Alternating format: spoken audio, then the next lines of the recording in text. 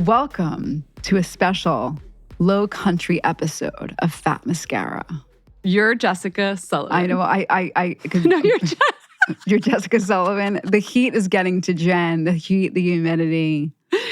We're Jessica slowing down Matlin. here. I'm Jen Sullivan. We're on location. We are on location here at the Montage Palmetto Bluff. Thank you so much for providing us this incredible studio experience.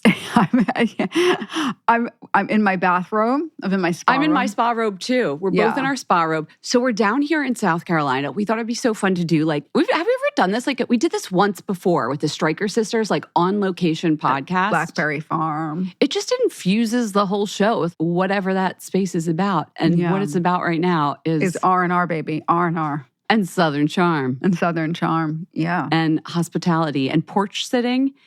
And some wildlife. It was just like a lot of wildlife. So yesterday, we almost lost our lives. And that's how you're starting this story? Jen does not take this seriously. And I am it serious as a heart attack. So we got on her bikes, complimentary. Thank you, Montage. Okay. Everybody who stays here, you get like a bike. And that's how you get around. It has your little license plate on. It's the cutest thing. Because this place is enormous. As Josh, the adorable attendee who greeted us, told us it was bigger than Manhattan when we arrived. Okay, this property is just absolutely enormous. So you need to get around. You can walk around too, of course. But we got on these bikes. We went on a bike ride. Thank you, Jen, for pushing me to get back on the bike. Yeah, get out of your comfort zone. Get on the bike. Yeah, I don't find that childlike wonder in your life. I got the childlike wonder back. So there I am hauling, you know what, around the property, and there we are. We're next to a body of water. And she's like, Jess, and before I could see what she's looking at, there is the alligator from Captain Hook, like Peter Pan, is basking itself on the shoreline.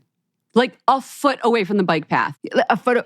If I reached out my foot off my bike pedal, I would have hit his snout. Yeah, and he had his mouth wide open with those teeth. He was smiling. He was smiling. I mean, he was cooling big. himself. That's how they cool themselves. But yes, but he looked happy. He was smiling. His eyes were crinkling at the sides. I almost didn't see it because he was so still. Yeah. And I wanted to make sure to warn you because I thought you might freak out a little. I also am not super balanced on the bike right now. So there's a little wavy gravy action sometimes with my stride. Your bike legs about you. Yeah. So I could have gone into him. But I was doing actually really well on the path. I caught a flow there. But I could have freaked out, but I was excited. But you stopped. And I was like, we need to keep going. And you stopped and you were like, let's take a picture. No, of course. I stopped my bike 5 feet later, get off the bike to go ridiculous go back move. And look at the listen, you don't see an alligator every day from New York City. But I feel like every picture of somebody, every story of someone dying or being attacked by an animal is like they stop to take a picture. I know. How many times have you seen people out of Yellowstone and then they get hit by the buffalo? I was being it was a respectful distance. But those guys are fast. I know they're fast, but I also knew he was sunning. He just wanted to say hi and give us a little photo, a little Fat Mascara photo.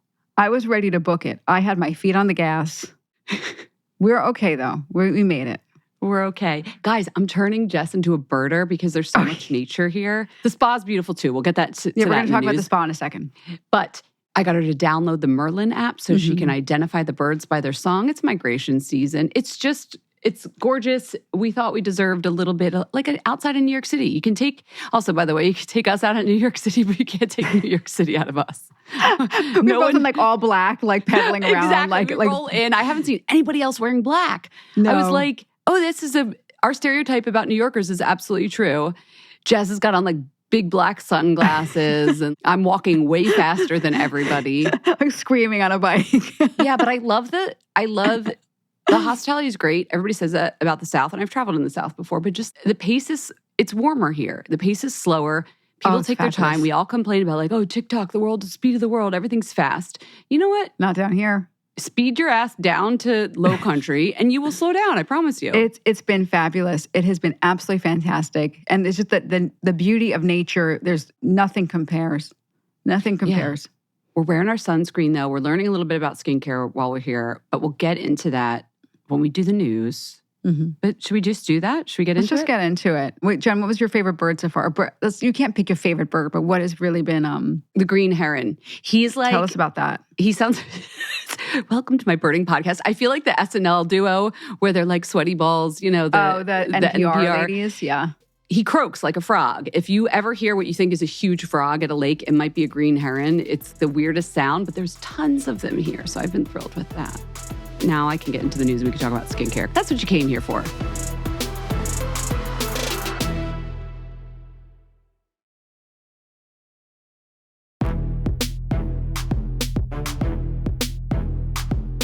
All right, everyone, it's time for the news. This is like a very special news segment because not only are we live, we're not actually live. We're on location? On location, thank you. Like I said, I have my brain's not operating at 100% because of the humidity, and we're just relaxing in our spa robes in our rooms right now. If you put a spa robe on me, truly my brain just shuts down. The cocoon, I feel like it's when you take a baby and you're meant to swaddle them. I feel swaddled right now. I do feel a little bit swaddled. Yeah. So we just left like an hour ago this incredible beauty brunch and then the tutorial session, like a masterclass with Fatma Shaheen. She's the founder of Skin Design London. I think I've mentioned Skin Design London on the podcast before. We started carrying them at Moda. And by the way, there's like no relation or connection here from Moda. Happy accident. Yeah, it's a happy accident. So Moda, if you're jumping into the podcast and you're like, what the hell is Jess talking about? I work at Moda Operandi. I'm the director of beauty there. It's an amazing luxury retailer. And I run the beauty there. And we carry Skin Design London in the beauty curation. And I found this for Moda a couple of years ago. I don't even remember how I stumbled upon it, but the brand exists in the UK and launched in the US a couple of years ago. And the products are really targeted. And I loved, how results oriented. Every brand should be results oriented, but their products are hyper specific. So she has something for volumizing skin. It's in the name, and it actually. I remember you talking about. Yeah, you thought the names. They told you exactly what to do because skincare could be so confusing. It was like, this is the plumper, this is the glow, and this is the face bath, which is the cleanser. Right, and it's like face tight. It was like you put it on, it's like, okay, your face is tighter. It was so specific. And then Fatma, who's been this incredible esthetician, like she's very discreet with her clients, but she works with super A-listers, top models, supermodels. Maybe some that are British. A lot of British supermodels, a lot of Oscar-winning clients. The products are informed by what she's seen in her practice, so to speak, or in her spa. And then she created the products from there. So I love And I'll just butt in and say, please. Now they're launching at all the montages around the United States. So she made special signature facials for the montages, us being here at one of them in Palmetto Bluff. Yes, so we got a masterclass. That's the connection. Yes. So we had all this time with her. We got to talk with her about skin. We got to learn a little bit. We got to talk about like her product development process. And she's just cool and funny. And it was a great conversation. So we got to see her do a little treatment on someone and like see how she thinks about I felt like skin. it was an esthetician school. It was great. It was cool. We got to little like play esthetician a little bit. Jen, what did you take away from this experience? I took away, well, first of all, everybody confirmed that when you're watching somebody get a treatment done, I'm telling you, if you're stressed out, go search on YouTube for somebody getting a facial. You might think this is crazy. You're like, well, I'm not getting the facial. How relaxed were you watching our fellow journalist, lovely guy named Cole, get that facial? I felt like a bit like a weirdo because I was like, we were all just staring at him and just like watching Marina, the esthetician, and her little knuckles, because they use this knuckle technique. Actually, we should talk about the knuckle technique. That was interesting. Well, why do you think we were all relaxed? Because I'm saying that I felt a bit strange because someone's trying to talk to me and I was like, shh. I'm relaxed. We're watching Cole get a facial. Like I felt my shoulders sink. I felt my eyelids get heavy. I felt truly like something happened to my body watching him get the facial. Yeah. And it felt almost borderline inappropriate. Like, because like you feel real connected to the other person in a way. Not connected to him. Like I wasn't like, oh, no, but cool. It felt like you were, I feel like I'm getting it. Like I could feel my shoulders go down even though I'm watching the other person get their shoulders pressed on. It's fascinating to me. But you got very sciencey in the moment. Of course, zap the romance out of it, Jen. Did I? You were like, you said, mirror neuron. Oh. Excuse me. I was sitting next to Hope, who was the assistant spa director, and she looked over at me and said, absolutely. And she knew exactly what I was talking about. I know. You know what else she talked about that I thought was so interesting? I hope she won't mind me saying this, but like she talked about sometimes clients get such a release from a facial that they cry. She used to be an esthetician. Now she like helps run the spa, but like, because there's just this human connection and this release that happens. I don't know. It was fascinating. No, I overheard you guys talk about something like that, and I wanted to butt in, but I didn't want to I didn't know if. But you were too relaxed. Kind of. I had no more energy for conversation. Well, I know that this is like going off in a tangent for a second. I want to come back to the skin. We got a hot tip for you. Don't worry. We'll get back to that. There was something. Remember, we talked about something once with like hip openers in yoga class. Oh. I thought the same thing. Yeah, that sometimes people cry because the release of the pelvic tension. Yeah, I wonder if there's something like analogous with, I don't know, facials or back. I said, was there like a trigger point that did it? And she said, it depends on the person. But apparently they have one esthetician, Marina. The woman that was demonstrating for us, she's got the magic fingers. Like more than a few people have said they left her table having had one of those transformative crying releases. And if it's ever happened to you, it happened to me once in yoga. I think it's like a runner's high. It's very endorphins. It doesn't feel sad at all. You just feel like... It's just a release. Yeah, it's good. No, I could see that also with just like stress. Like you carry so much stress in your face or you're like stress in your hips. And something clicks and the endorphins hit and the muscles just... Blah, blah, blah. Yeah, that's a delightful You're welcome sound. for that sound effect. I was like, do we keep that in or not? So if you're hearing you get it. It's ASMR. People love that. So that was really interesting. Like, I mean, like that's why I think, when people go for a spa treatment, like they're looking for more than just like, can you clean out my pores? It's like this whole holistic you want an thing. Experience. She also did say, and this I think is very true, whenever you go to a new hotel or resort or traveling, whether it's for work or pleasure, the aspect of flying itself kind of really throws your skin for a loop because you get super dehydrated, obviously. And then because of the gas exchange and the pressure in the cabin, your fluid backs up, your lymphatics. Like you get, how you look kind of puffy when you get off the plane. You look puffy. You just don't look like yourself. And she said within 24 hours, if you can, get thee to the spa and get a little zhuzhing. And if you can't, she did give some tips. So she mentioned, the face bath is an amazing product that she sells. And it's the Skin Design London face bath. It smells like roses. It's gorgeous. It's pink. It's aesthetically pleasing, but it's actually a really incredible product. It's very hydrating. It's almost like a gel cleanser, but it's like a thick gel cleanser. It comes in a pot. So you put a little bit of it on. She used that to like lubricate the skin. And then if you're listening to this, like make your hands into like two fists. Yeah. And then you take your knuckles and then she started, this was like funny, like dragging the knuckles up the forehead. Am I doing it right, Jen? I'm like, I feel like I'm looking you have to have some slip on your skin. But I think when we do self-facial massage, we often use our fingers. She doesn't do that. They do knuckles. So use your own knuckles. And she's like, you want that pressure. And you know what? I'm doing it right now. It feels so much better than the pads of your fingers. And I don't have my forehead with the face bath. We didn't put the bath on. But. Yeah. But with that, it's like you feel like the blood rise to the surface more than if she's going to the center of her forehead out to her outer eyebrows. Yeah. And then she showed us like your knuckles on either side of your nose, almost like you're pinching a baby's cheek, but with your own knuckles and pinching and pulling upwards along the cheekbone. Oh my God, it feels so good. Yeah. And she said like if you have allergies, all of that is just... It's allergy season right now. Get that like sinus lymph fluid it's moving. Not an attractive look, what I'm doing right now, but it's like, it's doing something.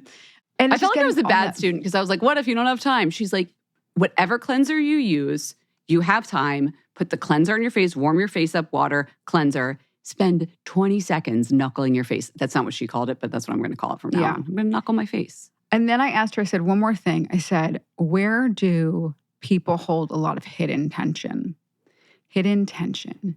And then she came over to me and I was like, oh my God, she's coming over. Yeah. Okay. Like, come on. Like, I want to feel it. And she put her hands, she's got good hands, strong hands. And she put them, I'm touching the corner of my eye, like where you would get like, sorry to be gross, but like where like eye boogers. And then just like a little bit above them, like the kind of deepest inner part socket of your inner eye, socket. Yeah. And she pushed, not so hard that it was like painful, but she just pushed there. She goes right there. Yeah, like between your eyebrows. I mean, that's no surprise to me. It's often where a furrow will form in your skin because you hold a lot of tension. I did ask why, and she said it was like all the things, stress, et cetera, but screens too. Screens. We're all squinting at these screens all day. Some of us. The deepest part right between your eye, like where your eyes meet. Little pressure there? Yeah. And then you can kind of smooth it out almost where you would have contour of your eyeshadow. And then like maybe pinch your eyebrows, your eyebrows. All of that tension gathers there. It's too much thinking. I thought you asked her because you secretly wanted her to come over and put her hands I know. on I you. thought everyone in the room was thinking that. They were like, oh, what a cheap shot. Like, what a... Oh, I'm not sure I understand where, Fatma? Just come on over here and show me where on my face. Exactly.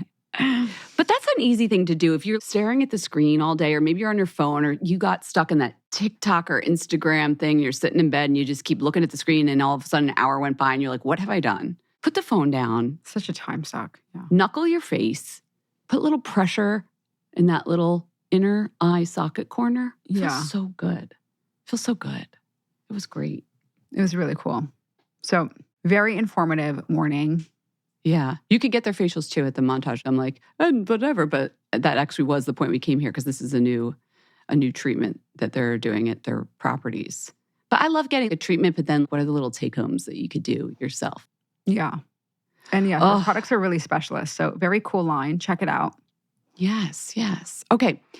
Moving on. Other news item I wanted to talk about. So I don't know if you saw, we talked briefly about Meghan Markle's show because Daniel was in it, of course. Yes. But then a week after it launched, she set up on ShopMy, which is an affiliate platform. Actually, Jess and I use it. I use it more because I like how they gather any product we talk about on the show. We put it in our ShopMy page. Yes, we get affiliate commission on it.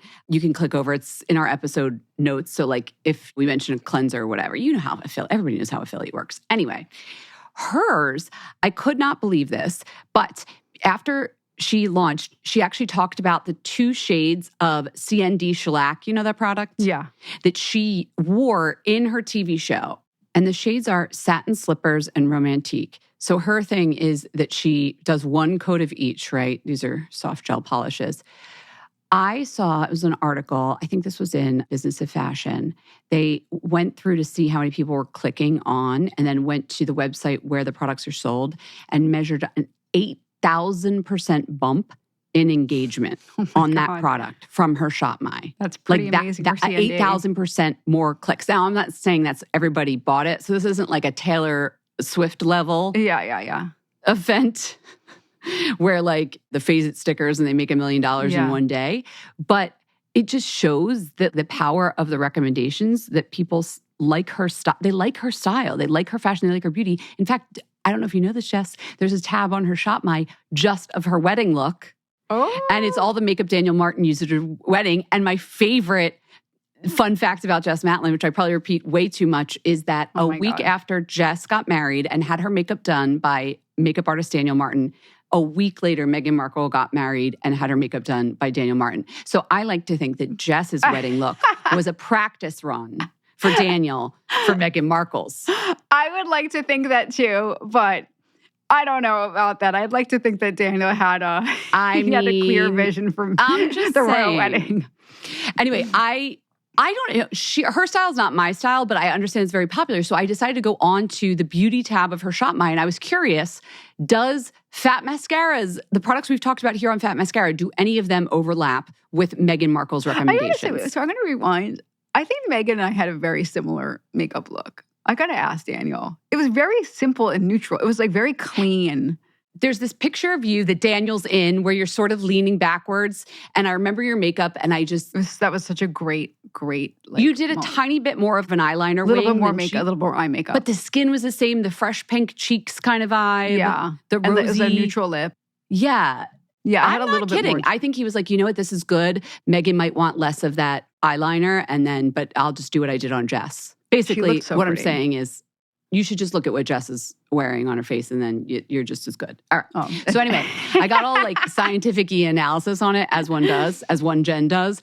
And I wanted to see which products are both on her ShopMy and ours. Do we have overlap? Does she have good taste? She has some really good picks on there. Like the girl knows her beauty stuff. Yeah, she knows what she's doing. And also people are really prickly, like she's very polarizing, but she still moves the needle with, I think there was so much stuff like, what did she wear in her TV show? Like, what were the Zara pants? What was the Jenny Kane sweater? Oh, yeah, there's fashion on there too, but clearly I was more invested in the beauty.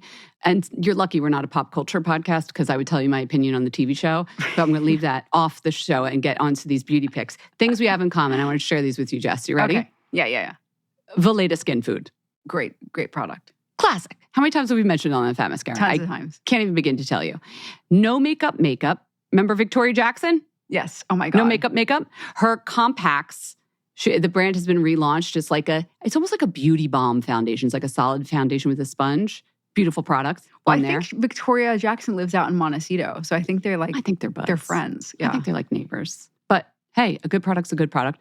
Laneige Lip Sleeping Mask. Okay. Classic. Lucas Pawpaw. Remember that old gem? Oh my God. What a gem. Do you like it? I like it. I mean, I haven't used it in like 8 billion years, but yeah, it's a respected product. I felt like when I thought it was cool and edgy, it was the cool girls lip balm. Like it's from Australia, you know? Yes. It has a nice shine to it and it's thick, so it really clings to the lips. It doesn't slip and slide. And then just one more that I've talked about ad nauseum, and we've had the founder on, Thrive Cosmetics, their mascara. Wow, okay. Megan's just like me. See, she likes a tuber. She likes the tubing mascara. So I just thought it was interesting that as much as you might think she's polarizing, people want to dress and use the makeup that she does. I mean, she looks amazing. She looks great, yeah. She does look amazing. I mean, no wonder Prince married her, yeah. Okay, last thing I wanted to talk about. This was interesting to me. You know how the media loves to make a big deal out of generational differences? Oh, this generation's doing that. By the way, I feel like maybe 5 people I've heard say like, I hate when this like people don't actually, is anyone like actually making fun of anyone's hair or like their socks in casual conversation? I've never heard it happen. Like, oh, you millennials with your high socks, Gen Z words. I think only people who do what we do. Although you and I did have a laugh last night talking about the clothing that needs that is very much a marker of a time. But that was us making fun of ourselves, not like us. We both had like this uniform we both wore. We called it the Hearst Special. I called it the Hearst Special when she was at Harper's Bazaar and I was at Mary Claire. It's a pencil skirt, a turtleneck, and an ankle booty. Don't give it away. Don't give it because it may need to be. I might bring it back into rotation. No, but the media, and I'm guilty of this, and on this podcast, talking about generational differences and shifts in the culture between generations and the way they act and these like cohorts, as if the people who are born for a whole 10 set of years are all the same. Of course they're not. However. They're not. And also there's like different ways. People aren't all wearing like the same exact thing in the same exact style. I know, but that doesn't make a good headline. And then we don't have like a trendy story that gets picked up and talked about on a beauty podcast. And then you can't produce 25 stories a day. Exactly. Listen, and then you won't make your bonus. SEO, and your SEO won't be helpful. Yeah, it's like, it just feels like it's feeding... We're feeding. So do you want me not to do my news segment that I just had about this? No, carry on, please. Actually, it's negating this. So here's what it is. Okay. There was some noise about Gen Z is not shaving as much their legs as previous generations might have. The beauty trend is changing. And beauty trends do change. They do. In 2020, there actually was a dip in sales of razors and shaving cream. But I'm like, duh. Because we were all at home. It was a pandemic, yeah. And nobody was seeing our legs. And if we care to have hairless legs, then it didn't matter because no one was seeing them. In 2021, it went right back up. But at the time, the media was like, oh, Gen Z, they're growing their hair back. A lot of talk about underarm hair because you'd see more underarm hair in photos of celebrities and things like that. Well, Farron Krenzel wrote for Business of Fashion that she's like, no, that just completely disappeared. They love a hairless leg. In fact, they love a hairless leg. They love a hairless leg. But what I thought was interesting, I'm going to read this quote that she had. She said, you don't need a beauty analyst to tell you the personal care norms are swinging back into more conservative territory. And she equated the act of shaving one's leg or having hairless legs with a conservative sort of worldview and viewpoint, which was like, I get it, because like liberal hippie doesn't shave. Like I get that. But if you go back in history, it's actually funny. If you had a puritanical or a Victorian times, if you told someone, we're shaving our lady parts and we're shaving our legs and we all want dolphin skin and we're going to be slip slidey, that would be racy and not conservative, right? I could also see it the other way that Farron's saying, which is women need to look conventionally attractive. Yeah. But I took it to like a historical viewpoint. Women wanting to look conventionally attractive for, I'm going to use this phrase, the male gaze. So I'm more aligned with what Farron's saying. I don't know what like the percentage is of sales dip. I think this is probably a little bit of an overreaction because I can't imagine that there's this tremendous uptick in like, the women are shaving. Like, like conservative beauty trends are back and the women are shaving. I do feel like there's probably a little bit of a story that people want to tell right now about more conservative values like being reflected in the beauty world because it does kind of tie up nicely. But I do probably think that is happening, but I feel like I read one and then I read like 10 the next day. Stories about the conservative beauty trends. Yeah, I'm sure it is true, but I feel like I'm seeing a lot of stories suddenly pile up. So I would like to see more data about the shaving thing. Okay. I like it. Data. I'd like to see more data. I think that's a very fair request. No, I agree because I think it's what you said, which is like all the journalists kind of jump on. They see it gets clicks because people love clicking on a story like that where it's tying the beauty culture to the greater, society's culture. Yeah, and I think people are really, really upset. And I think, and rightfully, I think people are really, it's a very sensitive moment right now. Yeah. So she pointed out, actually, she talked to the founder of Sugared and Bronzed, which is that chain of, it's not waxing, it's sugaring. So you're using the sugar-based, I still call it a wax, but to pull off the hair, sugaring to remove hair on the legs. And then, of course, self-tanning. And they're seeing a 40% bump right now. They don't tie it to the conservative thing we were just talking about. They tie it to the season, obviously. It's festival time. People are going out, they're showing their legs, like at big music concerts and things like that. Yeah. And their legs have been under wraps all throughout the winter. Like, of course, like in 2025, there is going to be an uptick in sugaring and bronzing. Right. I know there's a lot of people who are interested in getting, hopefully not tanning bed, but like spray tans. Like I hear that a lot. People going to get, we were talking about this last night. We're talking about like getting lasered and waxed and all that stuff. Mm-hmm. So it's just like something that a lot of women are talking about right now. So yeah, and I don't think it ties with your political views or your economic views or your social views. I think it's just some people like a clean skin, some people don't. I guess some people make it as a political statement, like bra burning and kind of. I think that overarching, like people are framing things through that because of everything that's happening right now. And I think that's completely understandable. So journalists, if you're hearing this and you're saying you're missing the big picture, I'm not. I'm just saying I understand why you're looking at that, but I don't know if every story is necessarily a reflection of that or like a happy coincidence. Yeah. I don't know. That's why I like our podcast because I feel like sometimes we get to talk about, is this one reflective of the large culture or is it just people like pink blush right now? Right. Or maybe they are the same, but I can't say without seeing the data. That's right. Just holding out for the data. All this to say, the kids are still shaving their legs. Yeah, I know. Like I've never spent this much time talking about shaving legs in my life, but I shave my legs. Do you shave your legs? My legs, I got lasered years ago, and they don't really grow hair anymore. So I'm assuming the lasering worked. People get lasered. I got my legs lasered over the course of 2 years. I got laser hair removal like 20 years ago. Spent so much time and it never worked. So it's like I'm very. Did you have red? You said you had red hair. Yeah, but I'm so skeptical about laser because I just feel like the amount of time I sunk into that. Oh, it was a 2-year commitment. It was like every 6 weeks. All in all, to get no hair on my legs, I would say I had 8 treatments, 8 to 10. But I don't have to shave now, and I don't really grow hair. I guess you could say I spend time shaving, but it's just like... I also don't mind the act of shaving. Actually, I still see my knees still get a little hairy. I just like the gliding of it. It's so slippery and like you're doing an everything shower, and I actually find it quite enjoyable. I don't know. You can come over and shave my legs. Okay, we'll do that after we finish the podcast. All right, let's go. So weird. Spa time. Okay, let's go raise some wands.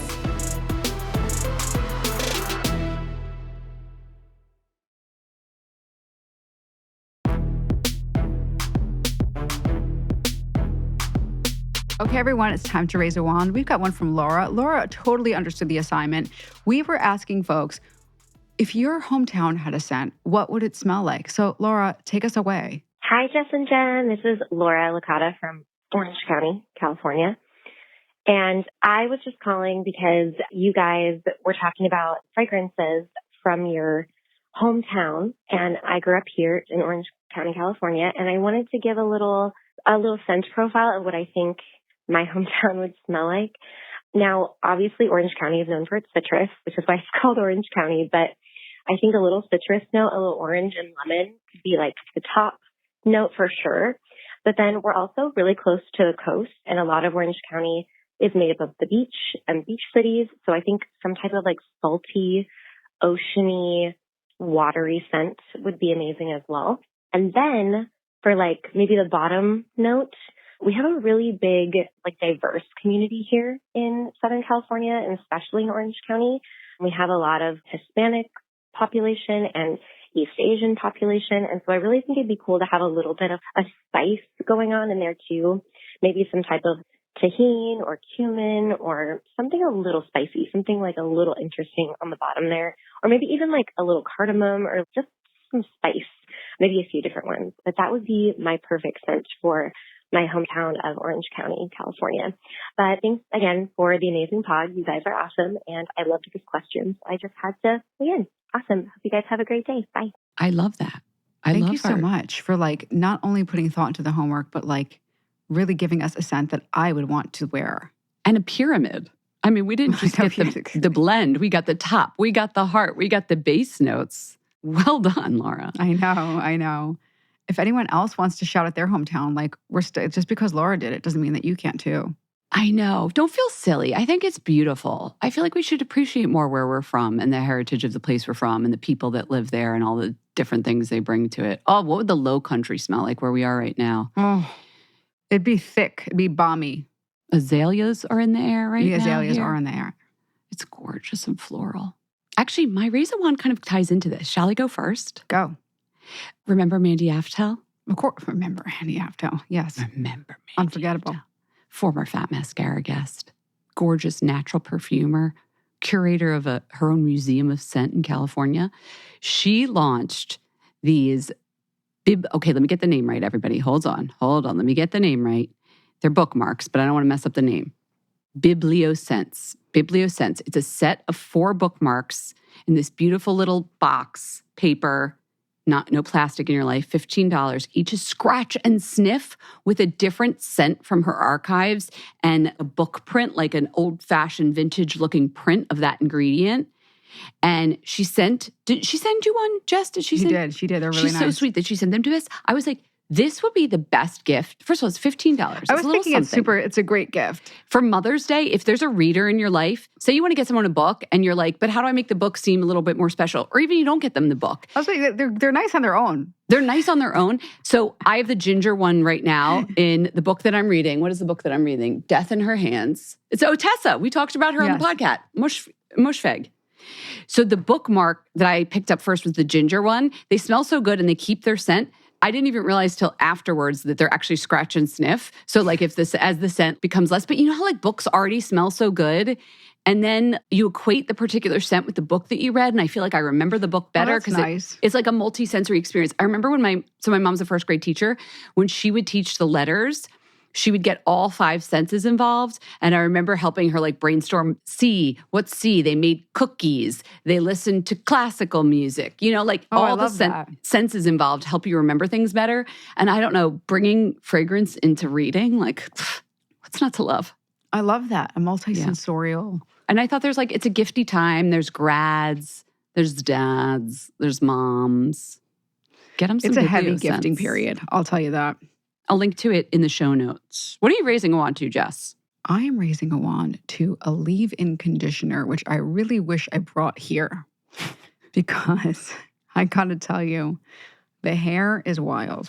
It's a lot of humidity in the Low Country. A lot of humidity. So this is what I wish I brought. This is what I've been using at home lately. The brand is Commence. Now, you may remember Commence because we had the founder, Brooke Shields, on our podcast. I got the 3-in-1 leave-in conditioner. It is very lightweight. It's like a lotion more than, it's not a spray. It's like a light lotion.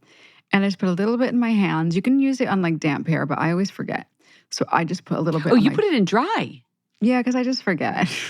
Like, just go to sleep with like Use wet as hair. directed, everyone. Use as directed. Yeah, use this, but you can put it in dry. No, it says like you could put it on 3 in like, 1. Yeah, you could just put it on like however you like. Okay, I think That's your kind of product. You're like, that's my hey, kind of product. Make it easy. It says 3-in-1 because it tames frizz, it softens your hair, and it also gives you a little shine. And remember that she created this hair product for like hair that's changing, basically not 20-year-old hair. Mhm. So I like that she has that approach to it, that expertise. So I know it's going to work. I've been using it for a couple of weeks now, and I really like it. So it's $26. Also, the packaging is fabulous. It's pink. It's cute. I'm rebranding, like, you know, people call it like the change. It's like menopause or whatever. I'm rebranding it for a hair thing because it's absolutely true. There's been seasons of my hair. The texture has changed every 7 years. I swear to you. Yeah, the texture changes. And sometimes it happens and you don't realize it and you're still using the same products from like 5 years ago, but you have a whole different head of hair now. And if the color changed, but you're dyeing it so it looks the same, but assess the hair you have right now. It changes. I know. Yeah, the hair is changing. I'll be real. Okay, the 3-in-1's So helping I'm you. really into it. I love it. I love the versatility. Check it out. Check it out. Raise a wand. Oh, I would say get your beauty sleep, but instead, what could be like the spa version? Jenna and I are going to go take naps. Oh, spa nap. Get your spa nap. Get your beauty sleep. Create your own spa. That's what we'll be doing when we get home. I'm I'm going to be knuckling the heck out of my face. And I'm sure Fatma doesn't want to call it that, but you know, that's what I'm doing. Get your beauty sleep and we'll see you. We'll see you soon. We hope you enjoyed the show. It's your reviews and feedback that help us make the podcast even better. Head over to iTunes to rate and review us or email your thoughts to info@fatmascara.com. We also want to answer your beauty questions and hear what products you love. To share a Raise a Wand product review or to ask a beauty question, email us at info@fatmascara. If you send it as a voice memo file, we can even share your voice on the podcast. You can also do that by leaving us a voice message. Our phone number in the United States is 646-481-8182. Thanks so much for listening.